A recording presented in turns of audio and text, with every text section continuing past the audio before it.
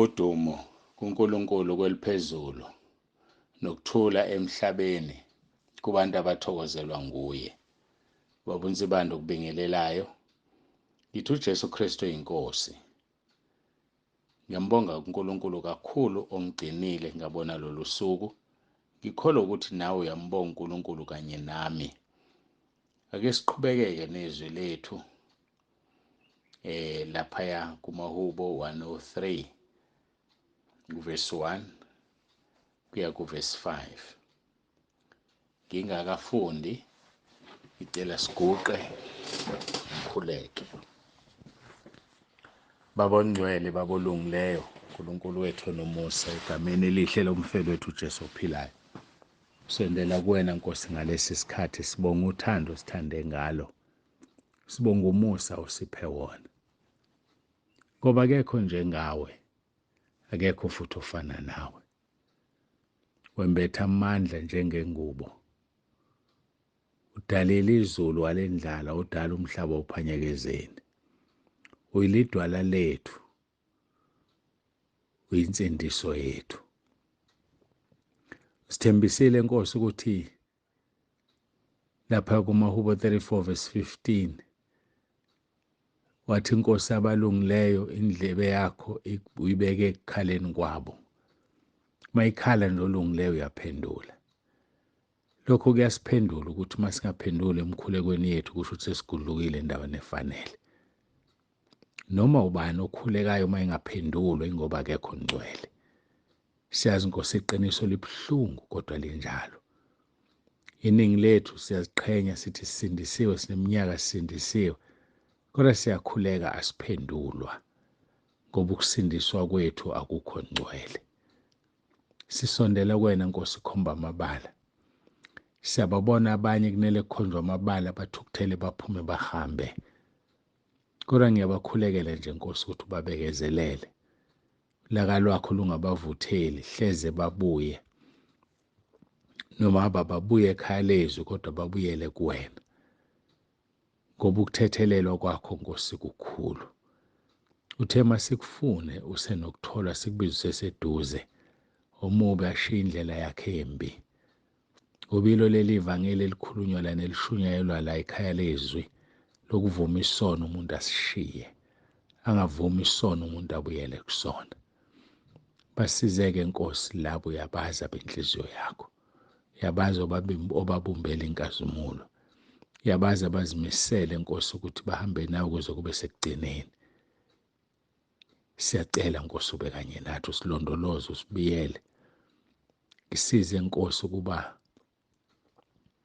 nami ngizidele ngiwutoba umzimba wami ukuze engathi sengishumayeza abanye ngilahlwe ngaphandle. Ngisize Nkosi ngihlale emazwini akho. Izwi lakho lihlale kimi liphile. Ngilenze. Ngesinye isikhathi kuba nzima ukulikhuluma. Ubona umuntu efisa ukukhuluma okunye kodwa ngiyabonga ukuthi kuze kube manje ungiphile isibindi sokuthi Nkosi ngilibeke izwi lakho ngoba liyaphilisa. Lingaba buhlungu ukulizwa kodwa liyaphilisa ekugcineni. Qhubeka nathi-ke Nkosi ngale nkonzo ubusise yilona loyo. Ngikhulekela noma ubani ogulayo manje Nkosi uthi umphilise. Ngithuma izwi lakho elibukhali kunenkembesi kanhlangothi zombili. Liyagijima liya kunoma ubani olidingayo ukuba limphilise. Nogula emphefumulweni Nkosi imphilise. Noma yiluphi uhlobo lokugula ngiyakhuleka ngoJesu Kristu ophilayo. Sikhulekela nenkonzo esibhekene nazo Nkosi siyazibeka kuwena. Siyacela uNkulunkulu wethu kuba ngendlela yakho zihleleke. Inkonzo yaseNew Germany mhla ka-5 August. Inkonzo yomama. Nenkonzo yaseBergville kulempela sonto. Ngiyacela uNkulunkulu wami ukuba uhlele yonke into siphonsa kuwe njengoba ushilo kwiZaga 16 verse 3. Konke sikuphonsa kuwena. Siyacela Nkosi ubonakalise amandla akho. Siyacela Nkosi ukhazimulise igama lakho. ngoJesu Kristu inkosi yethu ephilayo. uJesu Kristu inkosi. Amen.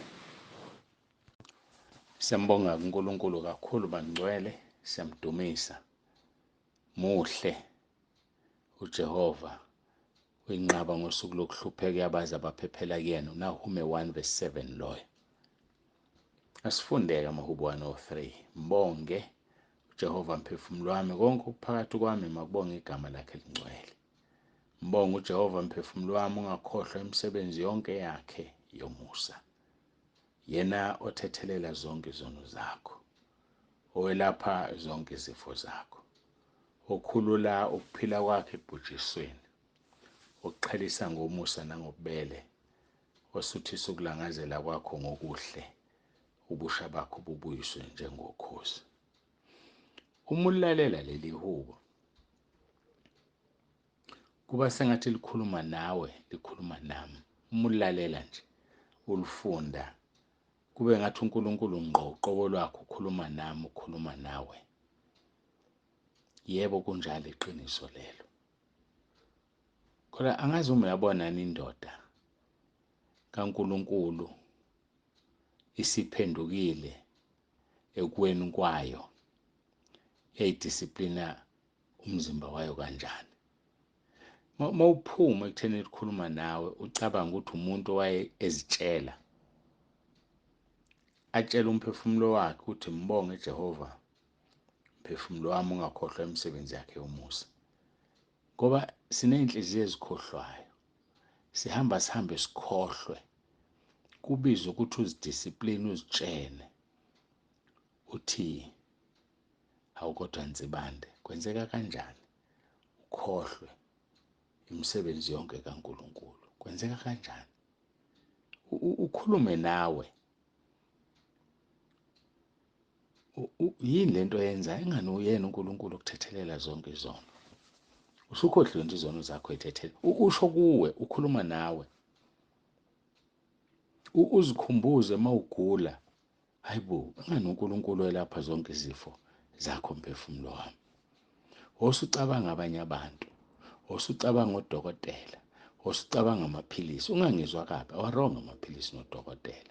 Ngiyaxoxa ukuthi umuntu akafike esimweni sokukhuluma naye, xoxa nawe wemphefumulo wami.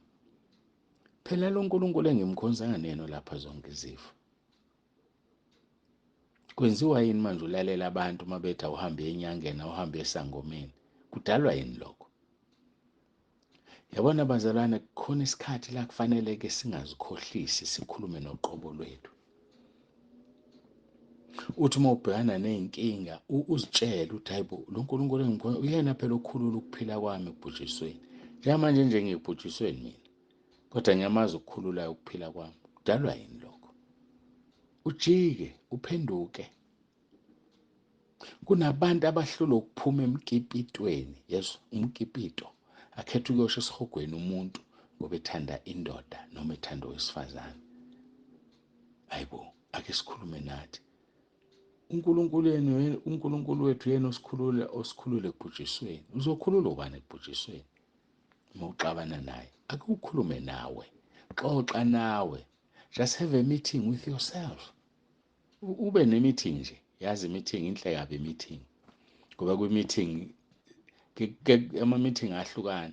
Khona yoku-strategize, khona eyokuncoma ubonge, kodwa khona i-meeting nje yokuthi ake sibe frank with one another. Ake sitshelane nje amaqiniso bafowethu. Ake sitshelane amaqiniso ukuthi yabona wena sibani uyabheda. Musuyenza 1, 2 no 3. Bakutshele nawe bathi hayi wena kubheda la nala. Kube kungezuqatshana, ke kutshelwane nje. Wena uzoba nini ne-meeting nawe uke uzitshele nje, uzitshele, utshele umphefumulo wakho ukuthi umphefumulo wami phela manje yazi uyabheda wena. Usuhlanyiswa izinto engafanele zikuhlanyise. Hawu, usungasuka nje impela ekhaya kini uhambe uyohlala nendoda engakukhiphelanga ngisho isenti. Hayi ukuzitshela, ngiyazi ukuthi ngempela uyabheda nje wena. Yabona uma kukhona umuntu obhedayo, uwena-ke obhedayo. Awube ne-meeting nawe uzitshele nje. Kwaphela uNkulunkulu yena ozokukhulula ukuphila kwakho ekubhujisweni. Usuyisigqila nje, uyasebenza nje lapho, uyafukuza. Usuyibona umakoti nje nawe. And nawe sebekubiza ngomakoti. Bengakukhiphelanga lutho. Hayi awukahle wena. Lithi ukuqhelisa ngomusa nangobubele. Uma ubona umusa ungawuboni, khuluma nawe usho ukuthi hayibo, sengisukile kuNkulunkulu. Inganeni uzonginika umusa, anginike ububele. Uthi uma uney'nkinga, unezinto oy'langazelelayo, xoxa nawe, khuluma noqobo lwakho. Uthi hawu, phela lo Nkulunkulu engimkhonzayo uyena osuthisa ukulangazela kwami. Kahambe ngilangaza nje ngilangaza. Mina ngabe ngenza uMathewu 6:33, funani kuqala umbuso kaNkulunkulu nokulunga kwakhe, konke okunye kuzonezelwa kini. Wahlupheka nje, washabashekeka nje. Kanti ubani usuthisa ukulangazela kwakho ngokuhle? Khuluma nomphefumulo wakho, umphefumulo wami kanti ubani? Nakhu sengifuna uyise wengane angithengele amancamnce. Nakhu sengidla amancamnce engane ayithengelwe uyise. Khuluma nawe, xoxa. Just have a frank meeting with yourself. Nixoxe nje nibonisane noqobo lwakho. Uyeke izinto ezimbi, wenze izinto uNkulunkulu ezimjabulisayo. Ngoba uyena osuthisa ukulangazela kwakho ngokuhle. Aze abuyise ubusha bakho njengokhozi. Mhlawumbe usulahle ithemba, usugive uphile, awusenayo i-self esteem, awusenayo i-confidence. Usuyithatha njengesidwedwe. Futhi mhlambe ngempela badlalile ngawo abesifazane, bakuthutha bakuqeda awunamali manje. Mhlawumbe badlaliwe ngawo abesilisa, usunamahloni manje. No, ukhona uJesu, uzobuyisa ubusha bakho njengokhozi. Zitshele, khuluma, phenduka. Take the first step towards repentance. Thatha nje istep sokuqala. Hhayi ake sifane noDavide bafowethu. Ke sikhulume nje nathi. Ukhulume nje nawe. Uzitshele ukuthi cha, ngikwazi ukukhohlwa imisebenzi yonke emihle kaNkulunkulu. Ngiyakuzwa nyama yami. Ngiyakuzwa nkanuku ufuna u-1, 2 no-3 ngeke uthole. Hayi yazi ngeke uthole wena. Umuntu ongeke ayitholeke lento yiwena-ke nyama yami. Ngoba njengamanje mina ngifuna wena nyama umbonge uJehova. Ngifuna konke okuphakathi kwami kumbonge, kudumise igama lakhe elingcwele. Ngifuna wena mizwa yami ungakhohlwa imisebenzi kaNkulunkulu. Hayi zitshele, utshele imizwa yakho. Uthi cha, phela wena unendawo enyama la emgodini emhlabathini. Umphefumulo uphumula, unomnikazi. Kusazophendula mina umphefumulo. Xoxa, khuluma, vuleleka. Ube ne-straight talk nawe. Ukhulume nje. Mhlambe kudala uhlezi le relationship. Usushunyezwe washunyezwa uhlezi, uhlela into ongayazi. Nobhuti wakho nakayikhuluma yokushada. Mayebona ukuthi uzadlonga ayikhuluma bese yithulela. Athi nawe uyabona imali ayihlangani. Nawe ubona imali iyahamba iminyaka. Mina ngibuza ukuthi mawufa uzoyaphi. Ngempela mawufa uzoyaphi wena. Mawufa nje ufika usuku lokuhamba. Uzoshonaphi? Awuxoxa-ke mntaka baba. Awuzinikeze ithuba lokukhuluma nawe. Hayi uxoxe nje. Uyibuke into oyenzayo ukuthi kusaphi. Inhle ngani noma imbi ngani. Awuyiyeki ngani mayimbi. Mayinhle yini ongayenza ukuthi ibe inhle kakhulu uqhubeke nokuyenza. Uxoxe nje. Udinga ispace sakho. Udinga kuba sendaweni ethize. Ukhulume noNkulunkulu. Kufika lokho nje kimi namhlanje ngaleli hubo.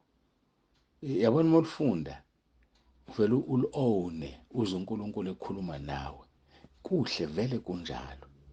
Kodwa umbhali walo wayekhuluma naye, ekhuluma noqobo lwakhe. Akuzinike ithuba nawe lokukhuluma nawe. Uxoxe nje uyibuke lento oyenzayo ukuthi inhle yini. Lento oyenzayo inhle yini. Enhle unga-improve kuphi nakuphi ukuze uqhubeke nokuyenza ibe inhle kakhulu. Ngiyacela siguqe sikhuleke. Baba ngcwele, baba olungileyo, siyabonga Nkosi ngenkonzo ubusisa lona loyo lalele. Umlekelela azisiza kwazi ukuxoxa naye uqobo. Siyabonga ngoJesu Kristu Inkosi ephilayo. Amen. Baba uNzibande uvalelisayo, uthi uJesu Kristu inkosi ube nentambama enhle.